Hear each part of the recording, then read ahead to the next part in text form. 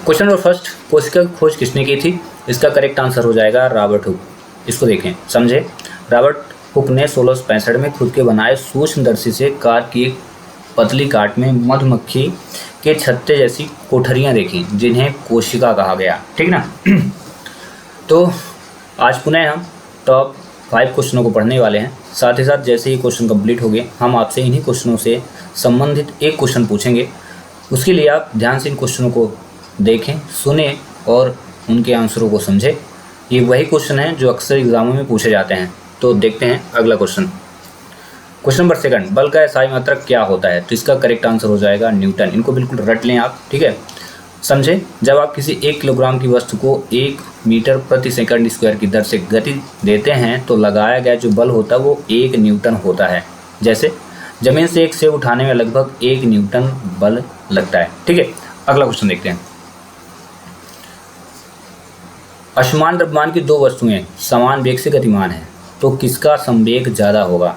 ठीक है, तो इसका करेक्ट आंसर हो जाएगा भारी वस्तु का। ठीक है, क्योंकि संवेग का जो फार्मूला होता है द्रव्यमान गुणे वेग होता है। संवेग को रिप्रेजेंट किससे करते हैं? स्मॉल p से, और द्रव्यमान को किससे रिप्रेजेंट करते हैं? m, और वेग को रिप्रेजेंट करते हैं v से। ध्यान रखिएगा, हाँ, द्रव्यमान गुणे वेग, ये किसका संकेत होता है? द्रव्यमान का। ठीक है, ध्यान से सुने क्योंकि क्वेश्चन इन्हीं क्वेश्चनों से रिलेटेड रहेगा। ठीक है, समझें। संवेग का सूत्र क्या होता है? p = m × v। p मतलब मोमेंटम जिसे बोलते हैं संवेग, m मतलब द्रव्यमान, और v मतलब क्या होता है? वेग। ठीक है, मान लेते कि एक भारी ट्रक और एक हल्की कार दोनों 40 किलोमीटर प्रति घंटे की समान रफ्तार से चल रहे हैं, तो भारी होने के कारण ट्रक का संवेग क्या होगा? बहुत अधिक होगा, और उसे रोकने के लिए ज़्यादा बल की आवश्यकता होगी। ठीक है, अगला क्वेश्चन देखते हैं। ये लास्ट साइंस के लास्ट चैप्टर से आया हुआ क्वेश्चन है। ठीक है, वहाँ से वैज्ञानिक नाम जो भी क्वेश्चन होंगे, गाय का वैज्ञानिक नाम, मधुमक्खी का वैज्ञानिक नाम, तो जो भी क्वेश्चन हो उनको जरूर आप रट के जाएं। ठीक है, भैंस का वैज्ञानिक नाम क्या होता है? तो इसका करेक्ट आंसर हो जाएगा ये बुवालस बुवालिस। ठीक है, वैज्ञानिक नाम जीवों की पहचान के लिए अंतर्राष्ट्रीय स्तर पर उपयोग होते हैं। जैसे गाय का बॉस इंडिगस होता है, वैसे ही भारतीय भैंस का बुवालिस बुवालिस होता है। ठीक है, चलिए अगला क्वेश्चन देखते हैं। मनुष्य के कान की श्रवणता परास कितनी होती है? तो इसका करेक्ट आंसर हो जाएगा 20 हर्ट्ज से 20,000 हर्ट्ज तक।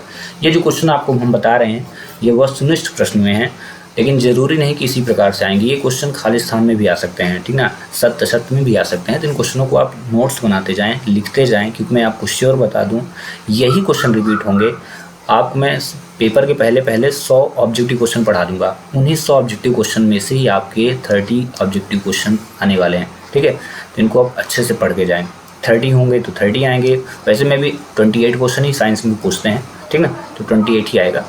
अब एक बार इन क्वेश्चनों को जरूर पढ़ के जाइएगा। अगर होना है पास तो इन क्वेश्चनों का कर लीजिएगा पेपर से पहले अभ्यास। ठीक है, तो समझे, मानव कान केवल इसी आवृत्ति की आवाज़ को सुन सकती है। 20 हर्ट्ज से कम की आवाज़ कौन सुनता है? देखिए, भूकंप की तरंगें होती हैं। ठीक है, और 20,000 हर्ट्ज से ऊपर की जो आवाज़ होती है, जैसे चमगादड़ की आवाज़, ठीक ना, हमें सुनाई नहीं देती है। ठीक है, अगला और लास्ट क्वेश्चन इस लेक्चर का, फसल सुरक्षा प्रबंध की कोई एक विधि लिखिए, इनमें से कौन सी होगी? तो करेक्ट आंसर ये होगा खरपतवार और कीटनाशक नियंत्रण। फसल सुरक्षा प्रबंध मतलब फसल को सुरक्षित करने के लिए जो योजनाएं बनाई जाती हैं, जो कहा जाए कि विधियां अपनाई जाती हैं, उनको बताना है। तो खरपतवार, ठीक ना, यानी जो भी उसमें कहा जाए कि चारा, जैसे गांव की भाषा में बोलते हैं घास बोलते हैं, उसको हटाना। और कीटनाशक नियंत्रण यानी उनको नष्ट करने के लिए किसी न किसी दवाई का यूज़ करना। ठीक ना, समझे। फसलों को नुकसान से बचाने के लिए खेतों में अनचाहे पौधे, जिसे आप खरपतवार बोलते हैं, ठीक ना, को हटाना या जैविक कीटनाशकों का छिड़काव करना फसल सुरक्षा की एक प्रमुख विधि होती है। अब आपके लिए क्वेश्चन, पहला क्वेश्चन ये है कि द्रव्यमान को किससे रिप्रेजेंट करते हैं, यानी द्रव्यमान का संकेत क्या होता है। दूसरा क्वेश्चन, संवेग बराबर क्या होता है, ये भी मैंने पढ़ाया। ठीक है, और तीसरा क्वेश्चन कि गाय का वैज्ञानिक नाम क्या होता है, गाय का वैज्ञानिक नाम क्या होता है। और चौथा क्वेश्चन, उस आवाज़ या उस आवृत्ति परास को बताइए जिसको चमगादड़ सुन सकती है। चमगादड़ सुन सकती है, चमगादड़ के द्वारा जो आवृत्ति परास की आवाज़ ध्वनि निकाली जाती है, उसकी आवाज़ की जो हर्ट्ज वैल्यू है वो कितनी होती है। ठीक है, मैं इन्हीं 6 क्वेश्चनों के अंदर ये 4 क्वेश्चन पढ़ाएँ या आपको बताया है मैंने, तो आप उन क्वेश्चनों को सर्च करें, ढूंढें और इनके आंसरों को ज़रूर से ज़रूर कमेंट्स करें। उदय सिंह ने जो भी क्वेश्चनों के आंसर दिए हैं, हर लेक्चर में वो बिल्कुल आंसर देते हैं, उनके सभी आंसर सही रहते हैं, बस एक आध को छोड़ करके। तो आप ऐसे ही प्रैक्टिस करते जाइए। मैं आपको ढेर सारी शुभकामनाएं देता हूं कि आप ज़रूर आने वाली जो भी पेपर होगा उसमें आपको सफलता मिलेगी। चलिए कुछ नए क्वेश्चनों के साथ नए लेक्चर में मिलेंगे। Thanks for watching.